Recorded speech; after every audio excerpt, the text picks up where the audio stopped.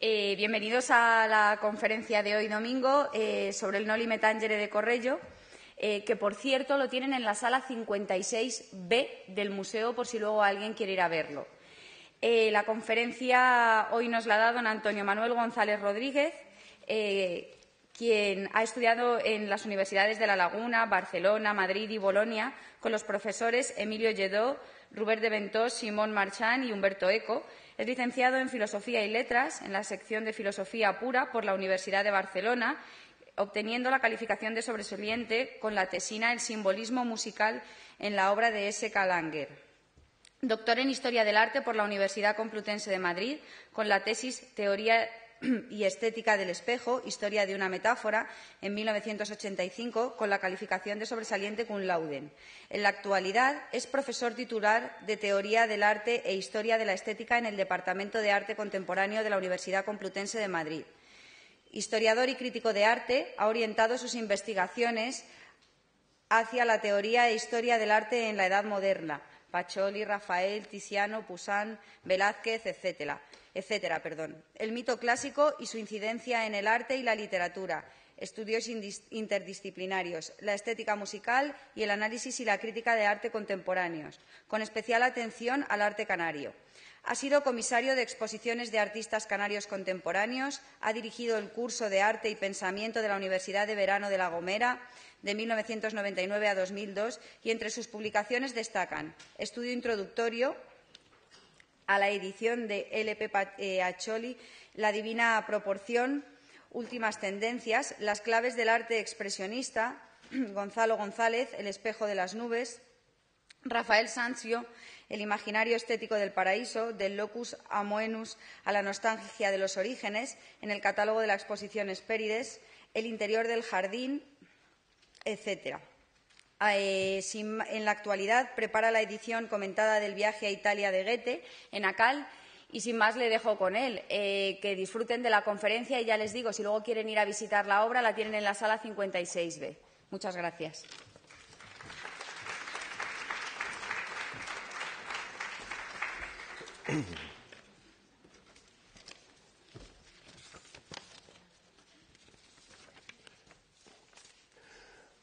Buenos días. Gracias por esta presentación y gracias al Museo del Prado por permitirme poder hablar de este espléndido y magnífico cuadro de Antonio Allegri Correggio, el Noli Me Tangere. La obra que he escogido para el análisis y comentario de esta mañana es la preciosa joya que atesora esta casa y que lleva por título Noli Me Tangere, no me toques, del maestro italiano del Renacimiento Antonio Allegri, llamado por su ciudad natal Il Correggio. La obra, pintada al óleo sobre tabla y posteriormente pasada a tela, tiene de medida 130 centímetros de alto por 103 centímetros de ancho. La fecha de su ejecución ha sido fijada en torno a la primera mitad de la tercera década del siglo XVI, entre 1520 y 1525, aproximadamente, en un momento en el que el maestro comenzaba a desplegar sus mejores dotes, inaugurando la fase madura de su carrera artística. Nacido nuestro pintor en 1489, contaba por entonces 36 años de edad. La pintura, en buen estado de conservación, ha sido objeto de reciente restauración y hoy podemos contemplarla en toda su belleza y en todo su esplendor. Afortunadamente, conocemos casi todo el recorrido o vicisitudes que ha tenido la pintura desde su ejecución hasta nuestros días. Realizada por encargo del conde Vincenzo Ercolani, un noble mecenas y coleccionista de la ciudad de Bolonia, gracias a la intervención con toda probabilidad de Verónica Gambara, condesa del Principado de Correggio, por su matrimonio con Ghiberto Dies.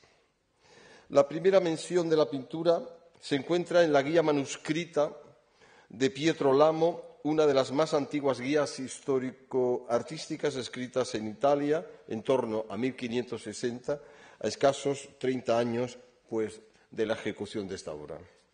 Mencionada junto al pequeño lienzo de Rafael Sanzio, La visión de Ezequiel, que tuvimos la suerte y el honor de poderla contemplar en este museo en la pasada exposición del último Rafael, La visión de Ezequiel, presente también en la colección del Conde y descrita por Lamo en los siguientes términos. Un Cristo nell'orto con la Maddalena ai piedi di mano di Mastro da Correggio, bellissimo. Giorgio Vasari, en la edición giuntina de sus Vite, 1568, y en dos partes del volumen tercero, en la biografía del propio Correggio y en la biografía de Girolamo da Carpi y otros artistas lombardos, menciona a su vez la pintura con el siguiente comentario. In quel tempo, essendo stato portato a Bologna in casa dei signori conti Ercolani un quadro di mano di Antonio da Correggio, nel quale Cristo in forma d'ortolano appare a Maria Maddalena lavorato tanto bene e morbidamente quanto più non si può credere. Por aquellos días, los señores condes de Ercolani habían llevado a Bologna un cuadro de mano de Antonio da Correggio en que se ve a Cristo en forma de hortelano cuando se aparece a María Magdalena, trabajado de una manera tan bella y llena de morbidez que no es posible imaginar. Estos elogios y el hecho de encontrarse en una de las más importantes colecciones de pintura del siglo XVI han determinado la posterior fortuna crítica de la pintura de Correggio. Por eso no es de extrañar que el poderoso cardenal Pietro Aldobrandini, sobrino del Papa reinante Clemente VIII en visita a Bologna en 1598, pagase una enorme fortuna para adquirirla y añadirla a su colección, donde aparece inventariada en 1603 por Giovan Battista Agucchi.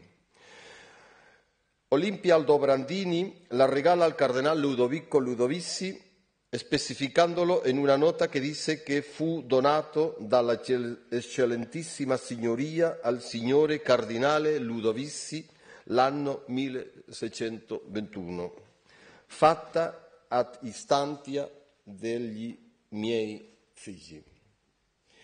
A la muerte de Ludovico Ludovisi en 1632, la pintura pasaría al príncipe de Piombino Niccolò Ludovisi, che al poco tiempo después, encontrándose necesitado dalle angustie y para congraciarse con el rey de España, Felipe IV, lo cedió al monarca en 1644, junto a algunas de las mejores y más preciadas obras de su colección. Sin embargo, y antes de que abandonara la ciudad de Roma, el pintor Ridolfo Parenti debió realizar dos copias en marzo de 1640. Una de ellas quedó en la colección de los Ludovisi y la otra la adquirió el artista Pietro da Cortona para su propia colección. A principios de 1644 y tras una breve estancia en Nápoles, en Noli Me Tangere llegaría a la corte de Madrid, siendo trasladada al monasterio del Escorial, donde aparece consignada en 1657 por Francisco de los Santos, que la describirá de un modo detallado. Entre 1640 y 1666, el propio monarca Felipe IV, que había realizado infructuosos intentos por adquirir la noche del maestro Correggio, consiguió, no obstante, algunas otras preciosas pinturas del artista, como la Oración en el Huerto y la Madonna de la Cesta.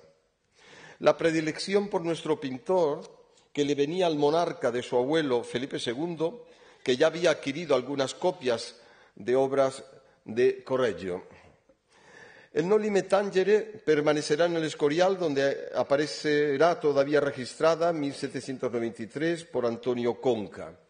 En 1813 es llevada a la Real Academia de Bellas Artes de San Fernando de Madrid, retornando poco después al Escorial, a la sala del capítulo prioral hasta 1839, fecha que señala su entrada en la Pinacoteca del Museo del Prado, su actual emplazamiento, donde podemos disfrutar hoy de su contemplación.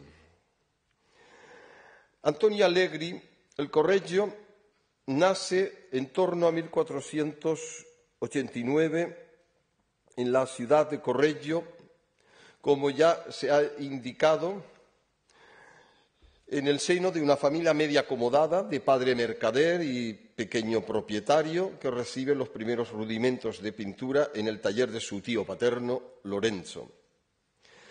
Aquí vemos algunos supuestos autorretratos de Correggio, uno de ellos conservado en el Museo Thyssen de Madrid, lo tienen ustedes a dos pasos. Se ha hablado de la esmerada cultura de nuestro artista, que supo aprovechar las condiciones inmejorables del ambiente refinado de su ciudad natal, sobre todo en el entorno de la condesa Verónica Gambara. Mujer de excepcional cultura literaria, una extraordinaria poetisa, admirada por Ariosto y Torquato Tasso, que mantuvo estrechas relaciones con los más importantes humanistas y nobles de su tiempo. Fue ella, sin duda, quien ofreció a nuestro pintor el contacto con el círculo de intelectuales y científicos que contribuyeron a enriquecer la formación del Correggio y que le introdujo en el ambiente artístico e intelectual de la corte de Mantua, dadas sus estrechas relaciones con Isabella d'Este. Oportunidad inmejorable para entablar amistad con el maestro Andrea Mantegna, de quien recibirá lecciones de apoyo, impregnándose de su sólida y aquilatada cultura clásica.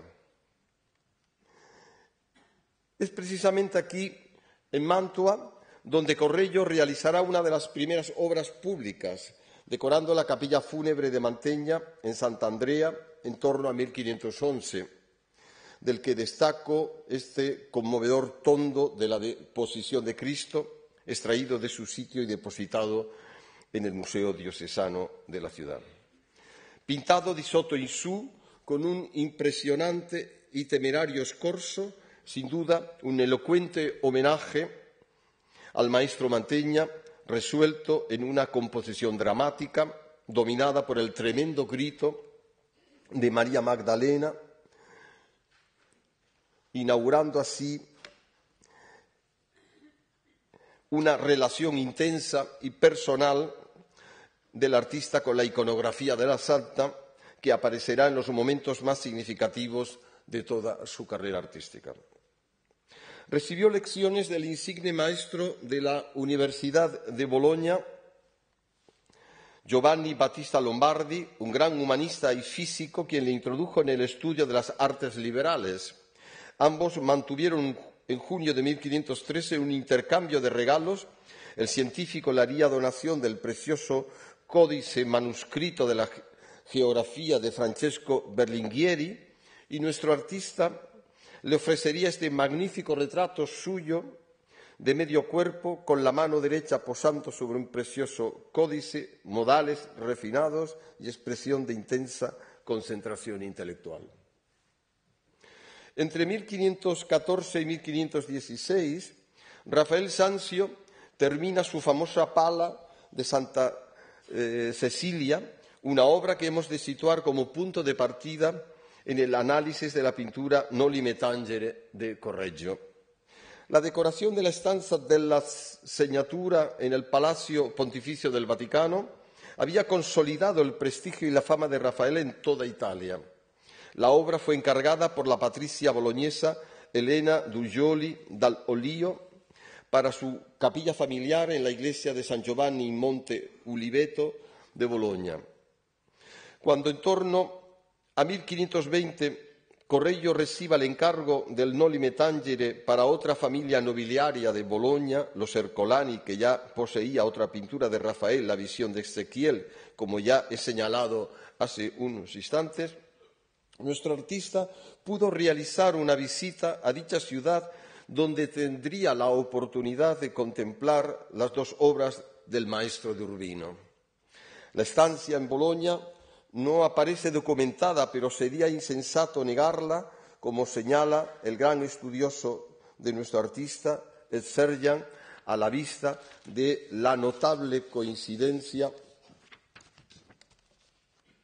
que la obra de Correggio mantiene con la pala de Rafael, sobre todo en la túnica dorada con motivos de cardos de la Magdalena y la parecida textura y diseño del vestido de la Santa de Rafael, como podemos constatar en estos detalles. Es probable que a finales de 1519 o en los primeros meses de 1520, Correggio emprenda un viaje a Roma, no sabemos si estimulado por la contemplación de las pinturas de Rafael de Boloña o por la necesidad imperiosa de un contacto directo con la antigüedad.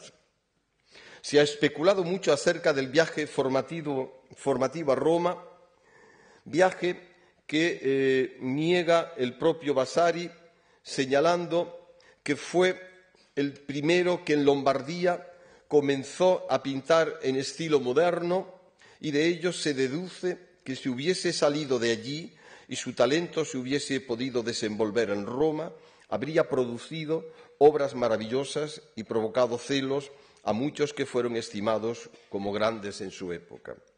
En efecto, si sus obras fueron tales como fueron, aún sin haber visto cosas antiguas ni cosas buenas modernas, sigue insistiendo Vasari, es fácil deducir que si las hubiese visto, habría perfeccionado infinitamente su manera de pintar y de progreso en progreso hubiera llegado a las más altas cumbres del arte. Esta negativa vasariana provocaría, sin embargo, un gran debate a lo largo de los siglos en los que estudiosos, críticos, artistas y teóricos del arte, entre los que destacamos a Winkelmann y a Rafael Mengs, tratarán de justificar, a pesar de la ausencia documentaria, el viaje a Roma como un ejercicio de hermenéutica artística, dilucidando lo que Correggio pudo haber visto en un hipotético viaje a la ciudad eterna a través de las huellas de su visión descifrables en el escrutinio de sus obras artísticas. Tras estos hipotéticos viajes a Boloña y Roma, Correggio emprende la realización del Noli Me Tangere. El asunto de la pintura aparece recogido en el Evangelio de Juan 20, versículos 11-18. María estaba fuera llorando junto al sepulcro, y estando llorando se bajó a mirar el sepulcro, y vio dos ángeles en ropas blancas que andaban sentados, el uno a la cabeza y el otro a los pies, donde el cuerpo de Jesús había sido puesto. Y le dijeron: Mujer, ¿por qué lloras? Ella les dice: porque se han llevado a mi Señor y no sé dónde lo han puesto. Y como hubo dicho esto, se volvió atrás y vio a Jesús que estaba allí, mas no sabía que era Jesús. Dícele Jesús: Mujer, ¿por qué lloras? ¿A quién buscas? Ella, pensando que era el hortelano, le dice: Señor, si tú lo has llevado, dime dónde lo has puesto y yo lo tomaré. Jesús le dice: María. Volviéndose ella, le contesta: Raboni, que quiere decir maestro. Jesús le dice: No me toques, porque aún no he subido a mi Padre. Mas ve a mis hermanos y diles: Subo a mi Padre, a mi Dios y a vuestro Dios. Fue María Magdalena dando las nuevas a los discípulos de que había visto al Señor y que Él le había dicho estas cosas. Como vemos, el título de la pintura es extraído de este pasaje de Juan, en castellano No me toques, en la versión latina de la Vulgata Noli me tangere. Sin embargo, en el original griego, me mu aptu podría traducirse bien por no me toques, o bien como una acción que continúa en el tiempo por no me retengas. El verbo aptein, Tocar puede igualmente significar retener o detener. No me retengas o no me entretengas o no me detengas. La dificultad de traducir y comprender este trascendental pasaje del Evangelio de Juan ya fue advertido por el San Juan Crisóstomo, uno de los 4 padres de la Iglesia Oriental, en la segunda mitad del siglo IV, que lo glosa en la forma siguiente. No te me acerques como antes, pues no me hallo en el mismo ser, no he de tratar con vosotros en la misma forma que antes. Está claro que esta aparición a María Magdalena no ha de entenderse como una aparición física, sino más bien como una aparición sobrenatural. El cuerpo que la Magdalena quiere tocar o retener es un cuerpo glorioso, un cuerpo divinizado. Cristo se deja ver a María a la vez que le advierte que espere hasta cuando, regresado al Padre, ella también subirá. Subo a mi Padre, a mi Dios y a vuestro Dios. Esta cuestión ha sido objeto de un espléndido ensayo por parte de uno de los pensadores más destacados de la filosofía contemporánea, el profesor Jean-Luc Nancy, titulado Noli me tangere, ensayo sobre el levantamiento del cuerpo, publicado por primera vez en el año 2003. Un brillante hito en el proceso de su deconstrucción del cristianismo. Los evangelios se muestran al creyente como una gran parábola en la que se le ofrece una revelación, una manifestación, un surgimiento, a la par que un desvanecimiento, un ocultamiento. Quien tiene ojos para ver, que vea. Dichosos vuestros ojos porque ven, Mateo 13:16. O bien, el que tenga oídos, que oiga, Mateo 13:9. Se trata, pues, de ver y oír a través de la fe, de ver y oír aquello que se le abre y que se le eclipsa. A su vez, en dicha apertura, señala Nancy, un episodio del Evangelio de Juan es particularmente apropiado para ofrecer el ejemplo de ese surgimiento con el que coexiste un desvanecimiento. No es una parábola pronunciada por Jesús en una escena de la es en cambio una escena de la parábola general que forman su vida y su misión. En esta escena de la mañana de la resurrección, Él habla, interpela y se va. Habla para decir que está allí y que se va enseguida. Habla para decir que no está allí donde se cree que está ya en otra parte, estando sin embargo muy presente. Aquí, pero no aquí. Al otro, a María Magdalena, le incumbe comprender. A ella le incumbe ver y oír. En esta cita ya está contenida en esencia toda la argumentación del significado teológico de esta escena, que en pintura se conoce como, ya hemos insistido, con el título del Noli me tangere, una escena que aparece organizada en torno a la visión. Vuelvo de nuevo a la reflexión del profesor Nancy.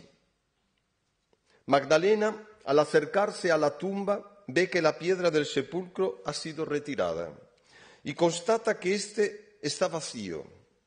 Ve la invisibilidad de la ausencia, pero a continuación se dispone a ver lo que se da a ver solamente a la mirada capaz, a los ojos que ya han sabido ver en la noche de lo invisible.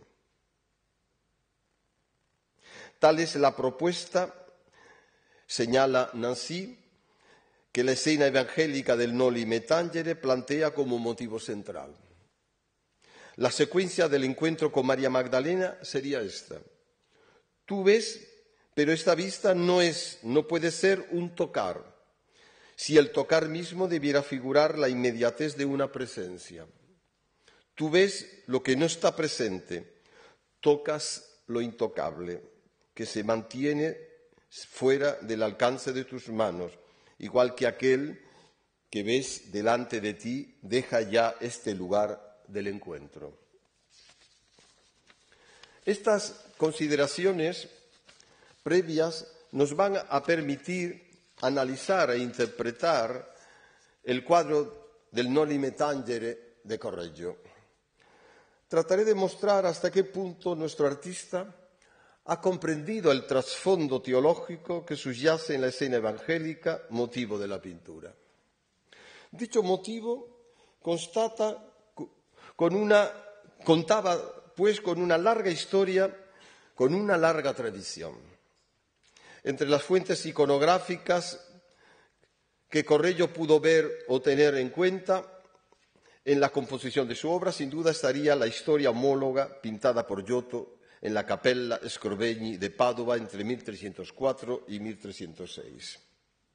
El esquema central de esta escena, una mujer arrodillada en actitud implorante y un hombre en pie que la atrae hacia sí y al mismo tiempo la rechaza y se echa hacia atrás, ha podido ser tomado, a juicio de Panofsky, de ciertos sarcófagos romanos que muestran a Aquiles abandonando a las hijas de Licomede o bien de la iconografía política romana, como es este caso de esta moneda de la época de Domiciano, que presenta al emperador en pie recibiendo el sometimiento de la Germania, representada esta como una figura femenina arrodillada con los brazos extendidos mientras ofrece sus armas al conquistador. Por otra parte, resulta sorprendente esta otra imagen, la inferior, perteneciente a la catacumba de los santos Marcelino y Pedro de Roma, que nos muestra a Jesús sanando a la hemorroísa, que muy bien podría pasar por el motivo del Noli Me Tangere, de no ser por el detalle de tocar la túnica del Señor, tal y como lo relata el evangelista Marcos 5:25. Las similitudes entre esta última imagen y las dos obras de Giotto y Correggio son muy altas como para obviarlas.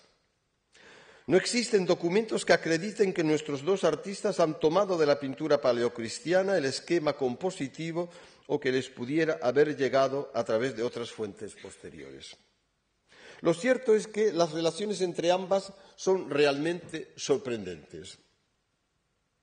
Existe otra representación temprana en la que encontramos de nuevo la duda de si estamos ante una curación de la hemorroísa o de un Noli Me Tangere. Se trata del frontal del cofre relicario de marfil conservado en la Lipsanoteca de Brescia de finales del siglo IV, con historias de la vida de Cristo, que en principio se interpretó como una representación de la curación de la hemorroísa, pero que el historiador Grabar en 1968 interpretó como una escena del Noli Me Tangere, por su ligero contraposto entre las dos figuras. Un contraposto es una representación de dos movimientos contrarios o enfrentados.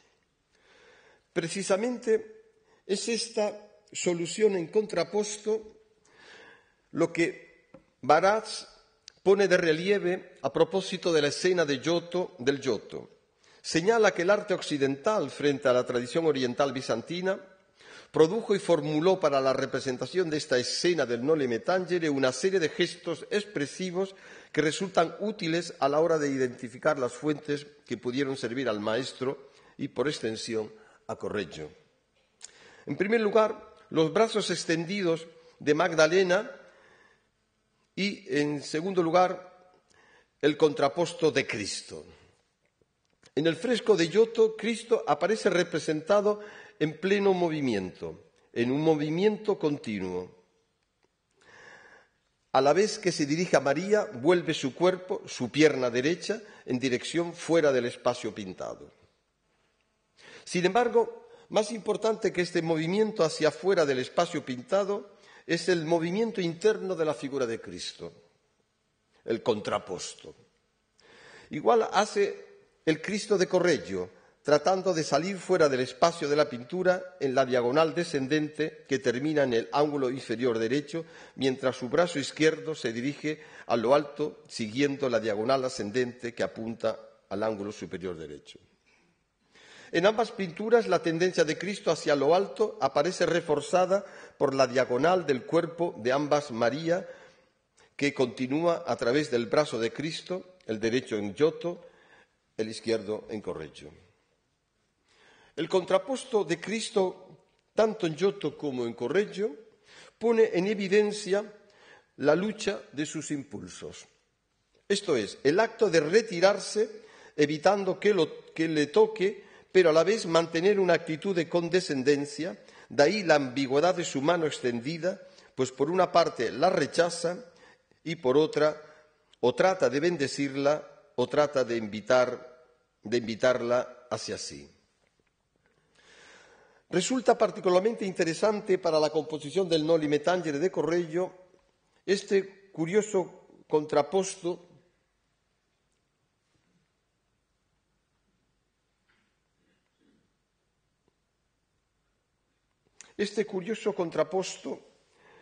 que Caravaggio realiza en la vocación de San Mateo de la Cappella Contarelli en San Luigi dei Francesi, pintada entre 1599 y 1600 en Roma. El texto del propio Mateo 9:9 señala la pronta respuesta del santo a la llamada de Cristo. Jesús vio a un hombre llamado Mateo sentado en el despacho de impuestos y le dijo: sígueme. Y Mateo se levantó y le siguió.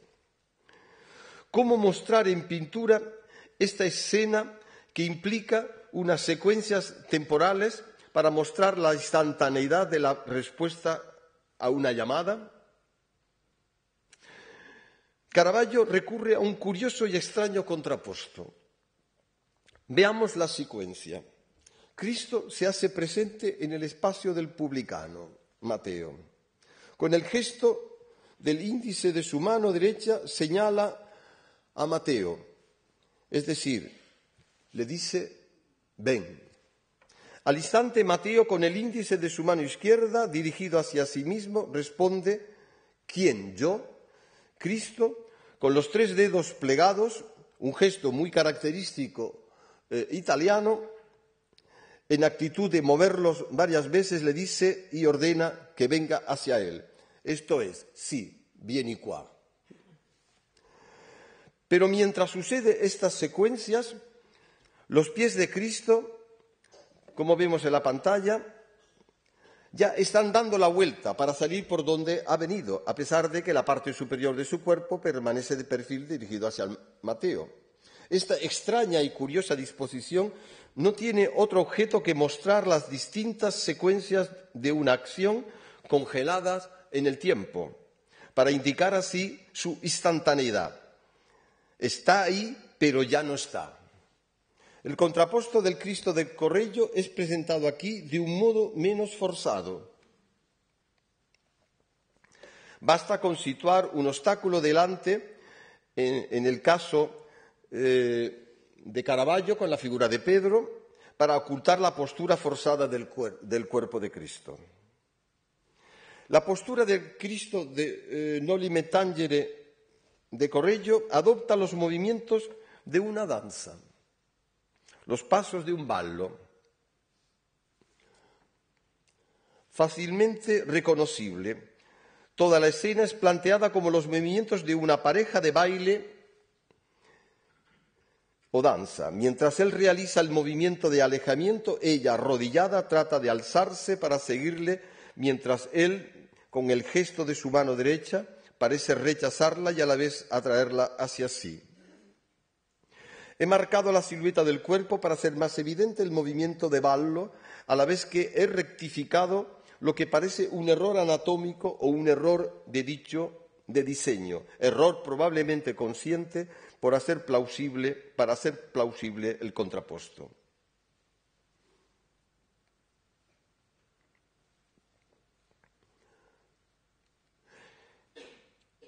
Si vemos la radiografía del cuadro, esta nos confirma, en cierto modo, lo que acabo de señalar. Las tres posturas de María Magdalena, visibles en la radiografía,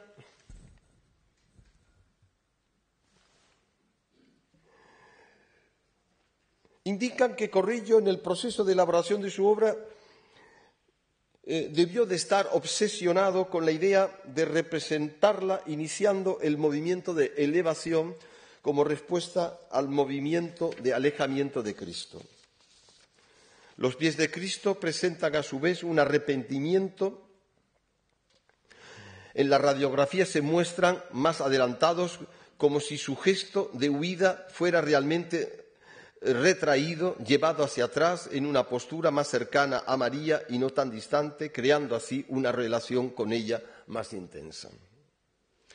No deja de ser interesante que por las fechas en que Correggio pinta su Noli Me Tangere, unos años antes o después más o menos, surjan algunas obras con el tema de la danza de María Magdalena.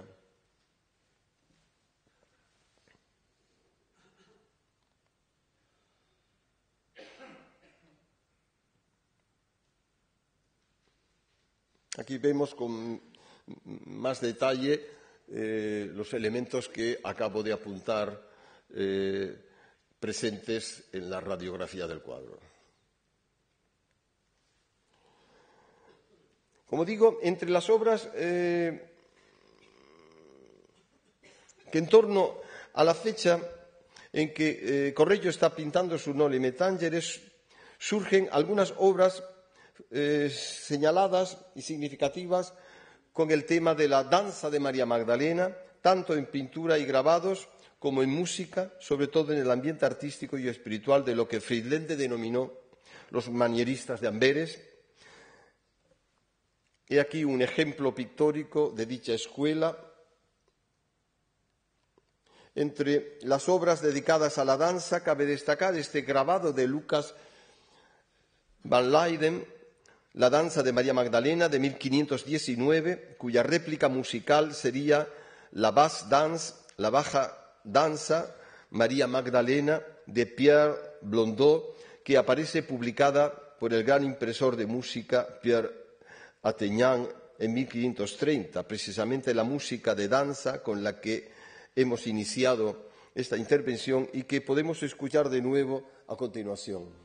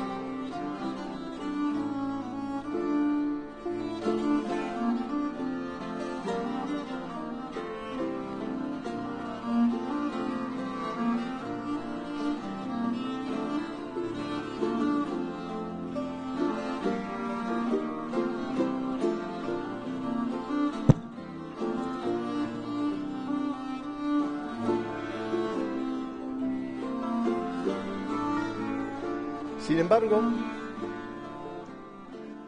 el gran monumento musical de estas fechas en el que se está pintando el cuadro es la Gran Misa de Santa María Magdalena de Nicolas Champion, un músico perteneciente a este grupo de Amberes que trabajó en España en la capilla musical de los reyes Felipe I el Hermoso y Juana de Castilla y de su hijo el emperador Carlos V. La Basse Danse, la baja danza, Fue la danza cortesana más popular durante los siglos XV y XVI, especialmente en la corte de Borgoña. Se trata de una combinación de los compases 6x4 y 3x2, permitiendo el uso de la hemiolia o sesquialtera, esto es, la alternancia de compases 6x8 y 3x4. Su coreografía se desarrolla en torno a 4 tipos de paso. El pas simple, los bailarines dan 2 pasos, normalmente a la izquierda y luego a la derecha, en el lapso de un compás de 6x4. El pas double, el paso doble, 3 pasos en compás de 3x2. El démarque o reprise, un paso atrás, desplazando el peso hacia adelante y luego hacia atrás en 3 movimientos en un compás de 3x2. El brun, los bailarines dan un paso a la izquierda, cambiando su peso a la izquierda, cerrando en 2 movimientos en 6x4. La reverence, la reverencia, antes o después de la coreografía, a lo largo del compás. La posición del Cristo de Correggio, con su paso hacia atrás, como revela la radiografía, girando hacia la izquierda y avanzando hacia adelante, estaría ejecutando alguno de estos tipos de pasos de la basse dance que hemos señalado.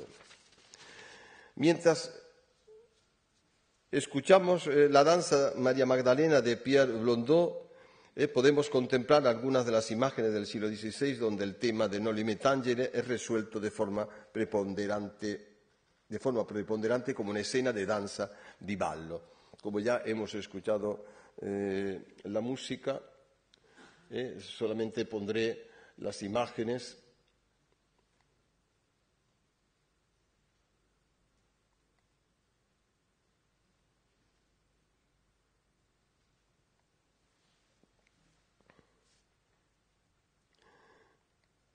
La figura de Cristo del Noli me tangere nos coloca de lleno en el debate del hipotético viaje de Correggio a Roma o de su cultura clásica. No tenemos pruebas documentales de dicho viaje, como ya he insistido, ni de dónde y en qué circunstancias pudo haberse formado. Imaginamos que el primer contacto con la antigüedad tuvo lugar durante su estancia en Mantua a través de Mantegna y, sin duda, a través de las colecciones de Isabella d'Este. El hecho de la ausencia de noticias de su supuesto viaje a Roma, negado, como ya se ha señalado al principio, por el sagaz Vasari, pudo deberse, según algunos estudiosos, a la imperiosa necesidad de entrar en contacto con los vestigios de la antigüedad y aprender de los maestros modernos como Rafael y Miguel Ángel, sin que nada ni nadie le distrajese de su atención, lo que explicaría un viaje de incógnito. Las indudables conexiones de la figura de Cristo con las copias romanas de Praxiteles o de Policleto llevaron a autores como Diderot, Winkelmann o Raphael Mengs, en pleno debate clasicista en la segunda mitad del siglo XVIII, a reconocer de forma unánime a nuestro artista Emiliano como el nuevo Apeles, como el continuador moderno de la gracia de los griegos. Es significativo que Vasari, amén de reivindicar la cualidad de morbidez, dura piumosità mórbida de la obra de Correggio, una por primera vez a su pintura el concepto de gracia, como aparece en el epigrama conclusivo de la biografía de nuestro pintor compuesto por Fabio Segni. He aquí algunos de los dibujos de Correggio que muestran el interés de nuestro artista por la gracia griega, un ejemplo claro de la piumosità mórbida vasariana y de la gracia griega lo encontramos en la pequeña joya que atesora también nuestro Museo del Prado, de la Madonna con el Niño y San Juanito, de 1517-1518, que llega a España desde Parma, probablemente con Isabel de Farnesio, segunda esposa de Felipe V. Vinculado al debate del viaje de Correggio a Roma está el tema del paisaje. El propio Vasari puso de relieve en su biografía de Correggio el hecho de que el artista emiliano no saliera de la Lombardía, no saliera de su territorio natal. Fue el primero, dice Vasari, que en Lombardía comenzó a pintar en estilo moderno. Y de ello se deduce que si hubiese salido de allí y su talento se hubiese podido desenvolver en Roma, habría producido obras maravillosas y provocado celos a muchos que fueron estimados como grandes en su época. En efecto, si sus obras fueron tales como fueron, aún sin haber visto cosas antiguas ni cosas buenas modernas, es fácil deducir que si las hubiese visto, habría perfeccionado infinitamente su manera de pintar y de progreso en progreso hubiera llegado a las más altas cumbres del arte. Uno de los méritos atribuidos a Correggio fue precisamente el haber tomado de la naturaleza, es decir, el haber tomado de la naturaleza de su paisaje natal la fuente misma de su arte. El pintor y grabador William Hogarth, en su obra teórica Análisis de la belleza, aparecida en 1753, y a propósito de la belleza de los colores, señala que la naturaleza es una segura guía y maestra para conseguir su armonización. El desconocimiento del método artístico y complejo que sigue la naturaleza para conjuntar los colores ha hecho del colorido en el arte de la pintura y a lo largo de todas las edades una especie de misterio. De entre los muchos miles de pintores que han investigado el color, escribe Hogarth, no habrá más de 10 o 12 que hayan obtenido gran éxito, de entre los cuales se dice que Correggio, que vivía en el campo y no podía estudiar más que la propia naturaleza, es casi el único que consiguió alcanzar un verdadero dominio. Es este contacto directo con la naturaleza lo que Correggio muestra en algunas de sus obras más destacadas del período en que realiza su Noli Me Tangere, esto es, en la década de 1520. Se ha señalado que la sensibilidad hacia los aspectos concretos y exactos de la realidad, de la naturaleza del paisaje, se puede constatar y apreciar en los artistas italianos a finales del siglo XV, pero sobre todo en las primeras décadas del siglo XVI. Entre estos artistas cabe sin duda destacar al Correggio, que supo adoptar una contemplación estética frente al paisaje de su región natal, frente al paisaje de la Reggio Emilia. Cuando se analiza algunos de los paisajes de fondo de las pinturas de Correggio de esta época, tenemos la certeza de encontrarnos frente a algo peculiar, a algo excepcional. Nuestro artista se atiene a la exactitud del territorio que representa. Bastaría con comparar algunas de las vistas con fragmentos de sus obras para podernos dar cuenta de esta perfecta similitud. Digo que bastaría con ojear los paisajes de fondo de algunas obras de esta época para advertir la conmovedora exactitud de sus perfiles. Se trata, sin duda, del territorio en torno a una roca, a una colina situada en el municipio de Castelnuovo nei Monti, al sur de la provincia de la Reggio Emilia, en las estribaciones de los Apeninos emilianos, la llamada Pietra de Bismantova, un lugar que dista a escasos 60 kilómetros tanto de la ciudad de Correggio como de la ciudad de Parma.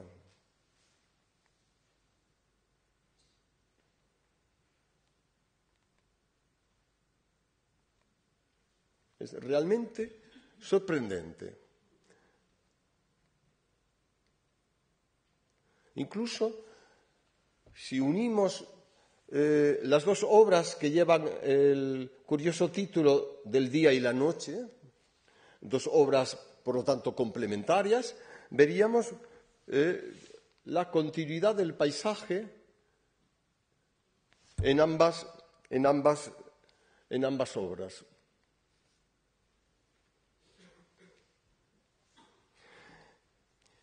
Este es el lugar emblemático en el que Correggio se fija. la Pietra de Vismantova en el municipio de Castelnuovo nei Monti.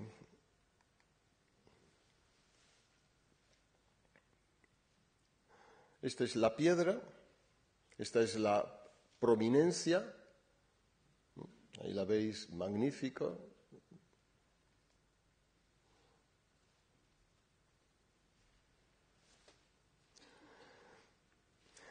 Ante este hecho singular, cabría preguntarnos cómo coordinar una exactitud topográfica, un registro empírico con la necesidad estética de responder a la regla fundamental de la idealización de la naturaleza, sobre todo en una época en la que se utiliza un código complejo visual basado en la gracia, la proporción, la rítmica de formas y las radiaciones cromáticas. La respuesta nos la ofrece estas pinturas, estos paisajes de Correggio, justo en un momento auroral en el que se está construyendo el paisaje ideal en la pintura italiana, en la pintura europea.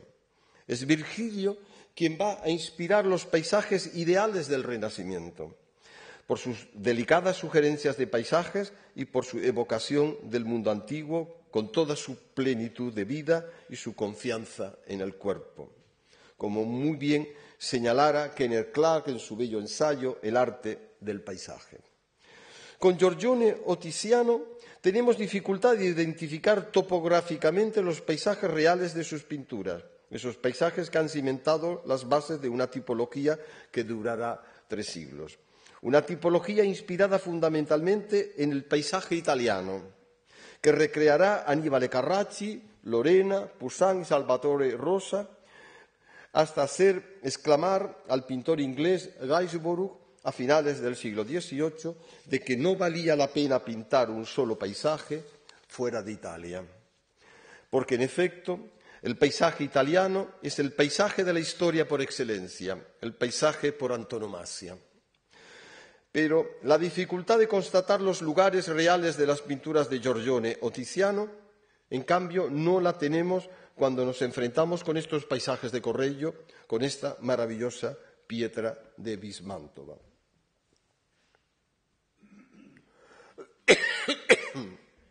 Ante el Noli Tangere de Correggio nos preguntamos por las razones, los argumentos que llevaron a nuestro artista a elegir esta colina y su entorno hasta convertirla en el lugar glorioso en el que situar el episodio más importante de la religión cristiana, el episodio de la resurrección.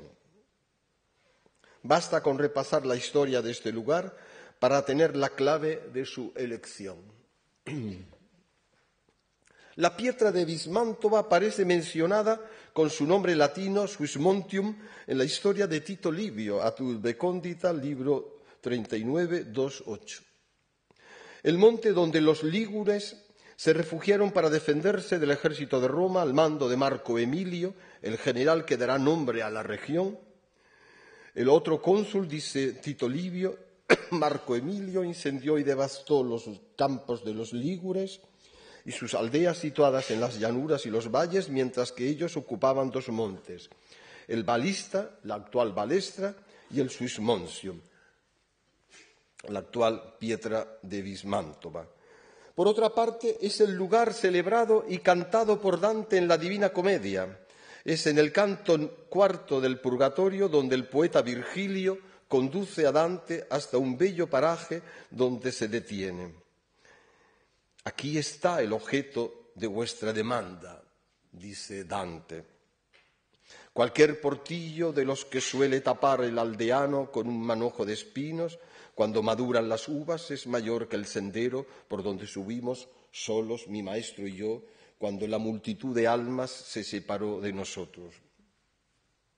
Bastan los pies para ir a San Leo, para bajar a Noli, para ascender hasta la elevada cumbre del Vismantova, pero aquí es preciso que el hombre vuele, quiero decir, como volaba yo, conducido por las ligeras alas y por las plumas de un gran deseo, detrás de aquel que reanimaba mi esperanza y me iluminaba.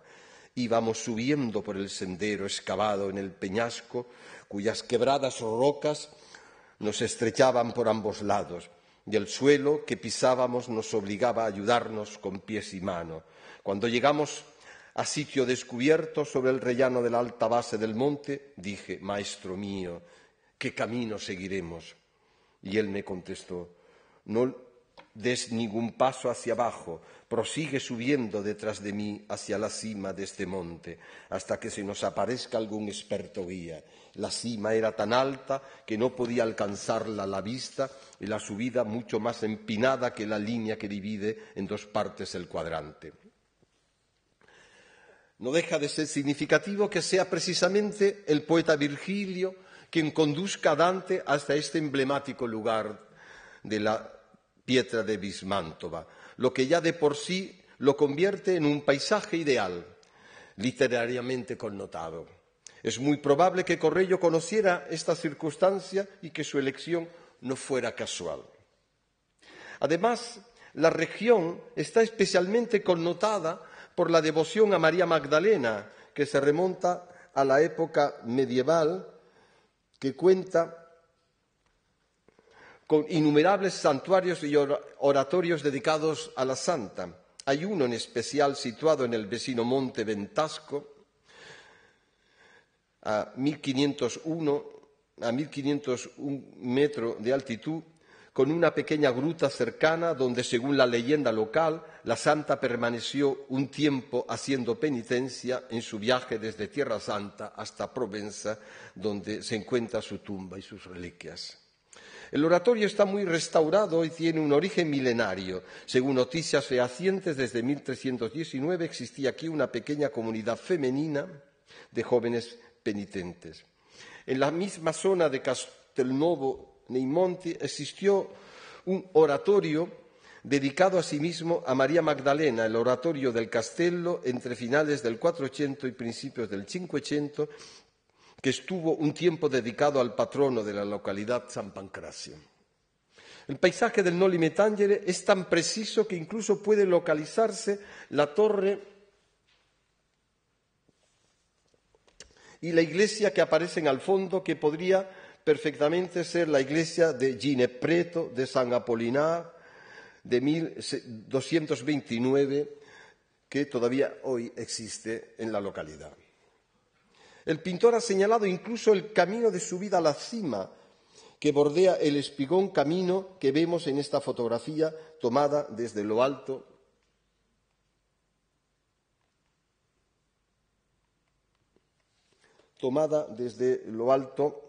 La flecha señala la dirección desde donde el pintor debió de estar situado en el momento de pintar o de tomar apuntes, casi como un moderno pintor al plein air, lo que convierte a esta pintura en un auténtico manifiesto. Es interesante unas circunstancias. Hace unos años, en esta misma sala, hablé de la Bacanal de los Andrios de Tiziano. Entonces señalé que las cuatro pinturas que componían el famoso Camerino de Alabastro de Alfonso d'Este podían representar los 4 momentos, las 4 horas del día: el amanecer, el mediodía, el atardecer y la noche. Por una circunstancia, en las cartografías de finales del XV y a lo largo del siglo XVI se reubica el este, que en las cartografías medievales aparecía en lo alto para significar el lugar privilegiado donde debía situarse el paraíso terrenal. Pero con las modernas cartografías y los modernos y los nuevos viajes transatlánticos que se suceden a finales del 480 y a lo largo del siglo XVI, el este se colocó a la derecha, el oeste a la izquierda, por lo tanto el norte arriba y el sur abajo. Por lo tanto, si se quiere entender estos cuatro cuadros, el primero sería una mañana, porque la luz le viene de la derecha, por lo tanto viene del este, es una mañana. El segundo es un mediodía, el sol en lo alto, ratifica esa luz. La bacanal es un atardecer, la luz viene de la izquierda, viene por lo tanto del oeste, y esto es una noche sería la hora azul, ese momento del final del día en el que ya el sol se ha ocultado en el horizonte, pero todavía el cielo sigue siendo azul y la negrura de la noche no se ha hecho presente en el firmamento. Es una noche porque aparece la corona boreal que a finales de julio y a lo largo del mes de agosto, a partir de las 9 o 10 de la noche de este verano y durante todo el mes de agosto, podrá contemplarse la corona boreal que sella los amores entre Ariadna y Baco en este lado del oeste, a poca distancia del horizonte. Si contemplamos el cuadro de Noli Me Tangere, vemos que la luz viene precisamente de la izquierda. Por lo tanto, según lo que acabo de decir, sería un atardecer, pero sabemos por el Evangelio que se trata de la mañana de la resurrección. Por lo tanto, ¿qué ha ocurrido? Y es interesante, porque si nos situamos en la foto, si pueden observar que el norte no está en la parte superior, sino está en la parte inferior. Por lo tanto, este sería el norte, esto es el sur, este sería el este y este es el oeste. Por lo tanto, si el pintor, para captar el motivo que aparece de la piedra de bismanto al fondo del paisaje, debía estar situado en esta dirección, en cualquier punto de esta dirección. Por lo tanto, tendría la luz del sol que le iluminaría desde la izquierda, como efectivamente aparece en el cuadro, con lo cual es una garantía y es una comprobación de que el cuadro fue, si no pintado in situ, al menos tomado notas in situ, como he dicho hace escasos minutos, al modo de un pintor al plein air.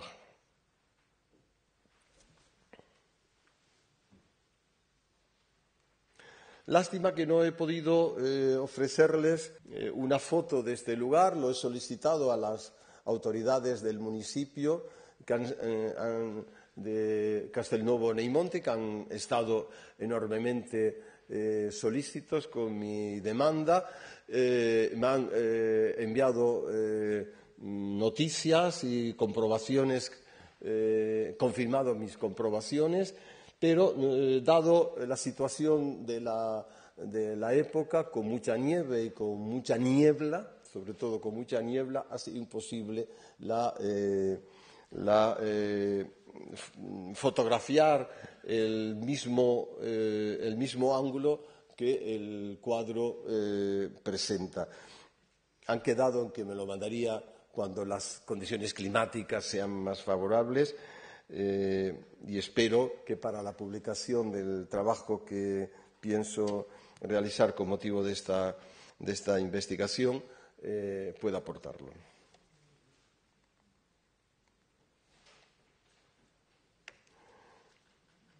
Correggio ha conformado, pues, un paisaje para la escena de su Noli Me Tangere partiendo de la realidad concreta, el paisaje natal, que ha ido cargando de connotaciones históricas, literarias y religiosas, hasta convertirlo en un paisaje ideal adecuado a la historia más trascendental del cristianismo, esto es, la resurrección de Cristo y la exhortación a María Magdalena de anunciar lo que había visto, convirtiéndola así en la primera apóstola apostolorum.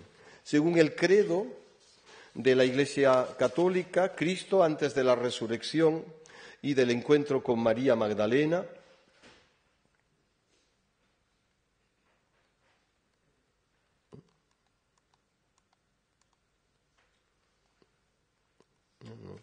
con María Magdalena, passus sut Pontio Pilato, crucifixus, mortus et sepultus, descendit ad inferos, tertia dia resurrexi a mortuis. Padeció bajo el poder de Poncio Pilato, fue crucificado, muerto y sepultado, descendió a los infiernos y al tercer día resucitó de entre los muertos. En el pasaje de la Divina Comedia que he señalado antes, Virgilio y Dante, cuando acceden a la Pietra de Bismantova, ya habían recorrido el infierno. En el último círculo del purgatorio, ambos se encontrarán con el paraíso terrenal. A partir de aquí, Virgilio se retira y será Beatrice, la amada, quien le conduzca hasta el paraíso.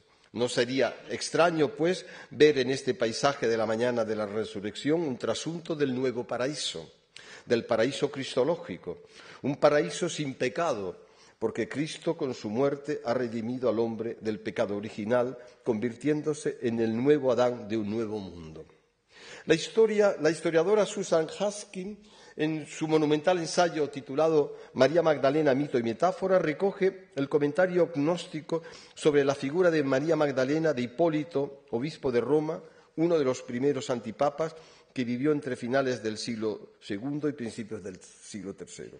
Para este autor, para Hipólito, Magdalena, al encontrar al amor de su vida, se convierte en una nueva Eva, y así como la antigua había perdido por el pecado sus derechos al árbol de la vida, en el paraíso terrenal, la nueva Eva, la pecadora, al encontrar a Cristo resucitado y al ser perdonados sus pecados, se aferrará apasionadamente al nuevo árbol de la vida en el jardín de Pascua, donde la vida brota de nuevo.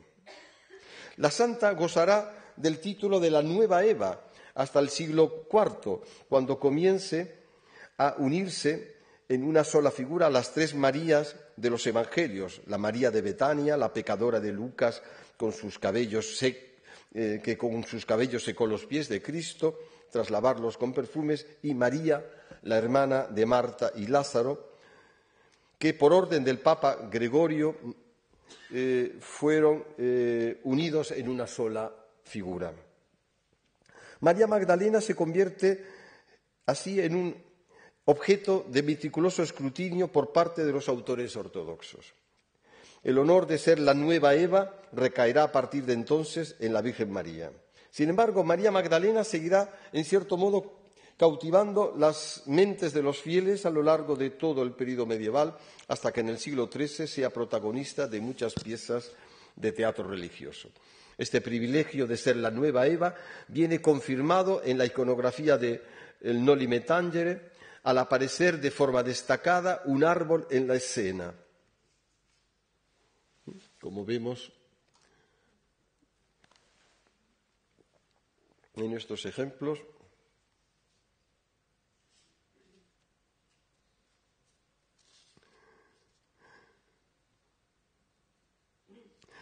esa sería la razón, entre otras, del árbol de Corrello, que cobija a modo de dosel la figura de Cristo. Magdalena, en un principio, confunde a Cristo con un hortelano, con un jardinero, de ahí los utensilios de la asada, el sombrero, la pala, que en el cuadro de Corrello aparecen en el suelo, en el extremo inferior de la derecha.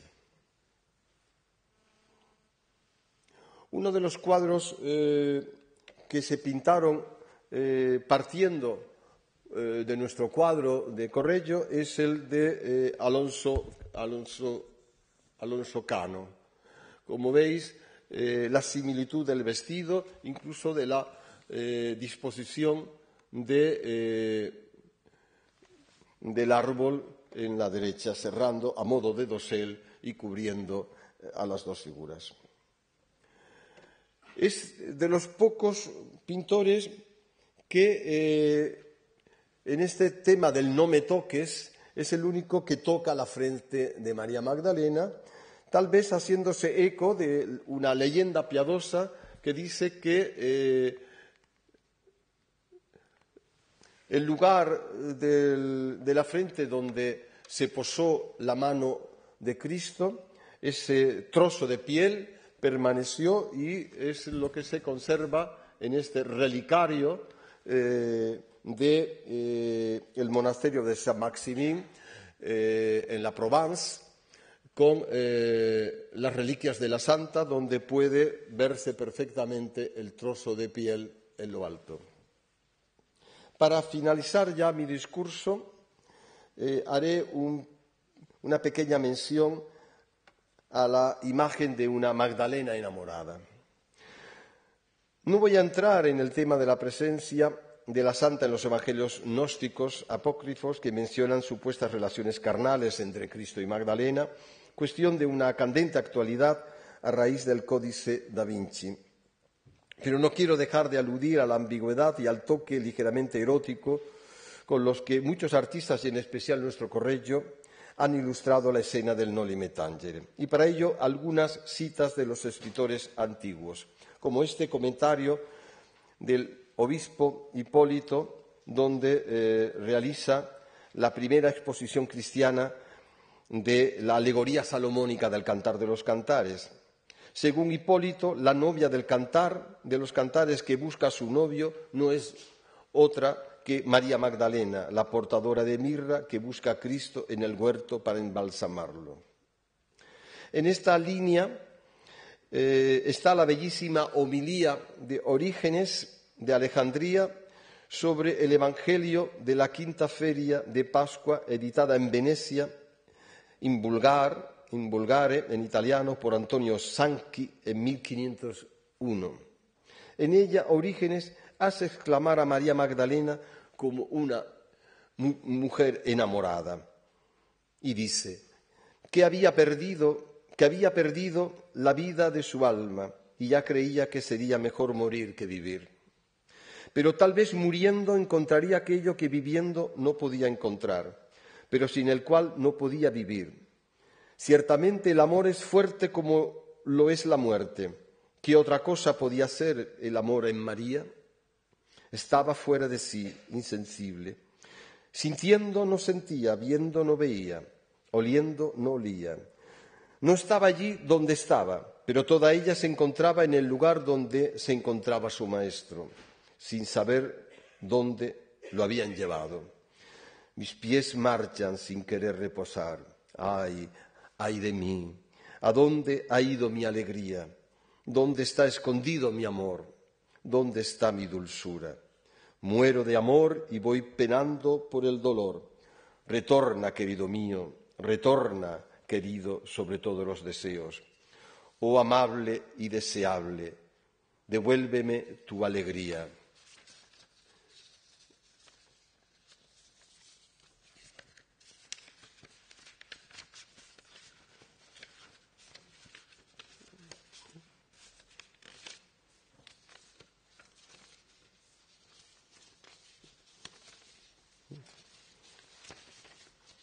Creo que se me ha...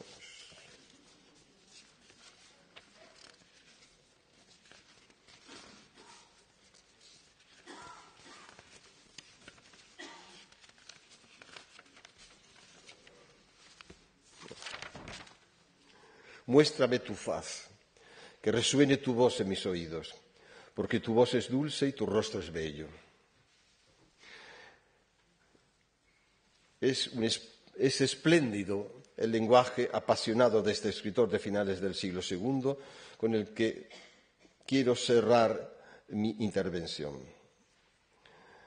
De nuevo, tomaré a modo de conclusión la reflexión de Nancy y el no me toques, noli me tangere, es una frase que toca, que llama la atención. En francés provoca un juego de palabras en el que touche, tocar, puede traducirse también por llama la atención, me llamas la atención, me afecta significativamente. Alude pues a ese punto sensible del tacto. Así la frase no me toques puede hacer referencia también al punto sensible. El punto en que el tocar no toca, no debe tocar para ejercer su toque. El punto o el lugar sin dimensión, que separa lo que el tocar reúne, la línea que separa el tocar de lo tocado y por tanto el toque de sí mismo. Una sutil metáfora del encuentro con lo divino, con lo sagrado.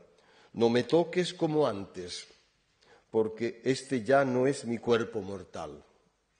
La relación mística va más allá de lo físico, de lo meramente material. No tocando Magdalena, se une definitivamente a su Señor, a su Rabboni, a su Maestro. Para terminar,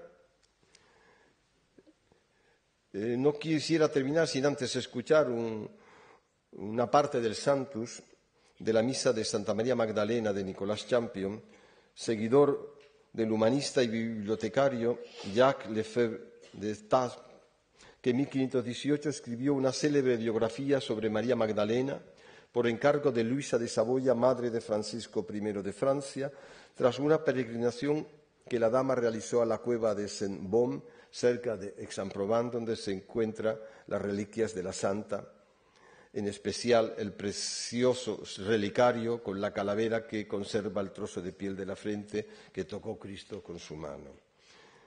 El escrito de Jacques Lefebvre tuvo una enorme repercusión en toda Europa, abriéndose un gran debate en torno a María Magdalena en las fechas en las que el cuadro de Correggio se está pintando. La misa de Champion, al igual que el cuadro de Correggio, surgieron en medio de este debate.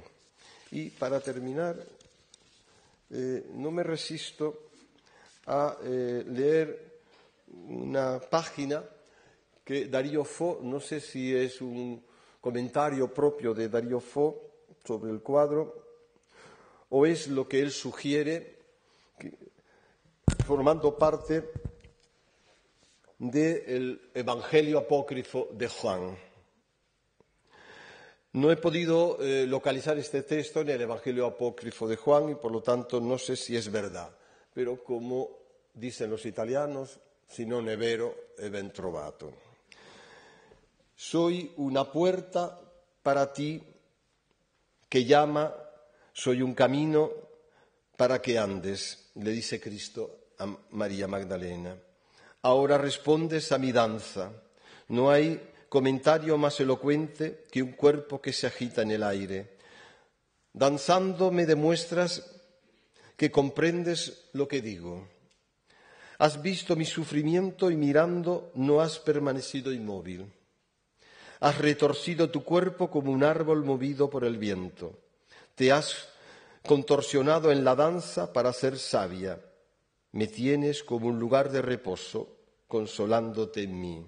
Danzamos y nos acompañamos con la sonrisa. Permaneceremos unos minutos para escuchar este Sanctus. Es interesante y curioso porque hay las cuatro voces que cantan el texto de la secuencia del Sanctus de la misa, pero hay un cantus firmus que se desliza a lo largo de todo la pieza con el tema del encuentro de María Magdalena en el sepulcro con Cristo. Son dos textos distintos, por lo tanto, son dos textos que aparecen fundidos como si fuera una música en secreto. Es una muestra de lo que los teóricos musicales llaman la música riservata. Es una misa para iniciado, porque se confunde el texto que habla de María Magdalena con el ritual litúrgico del Sanctus. ¿Lo puede poner?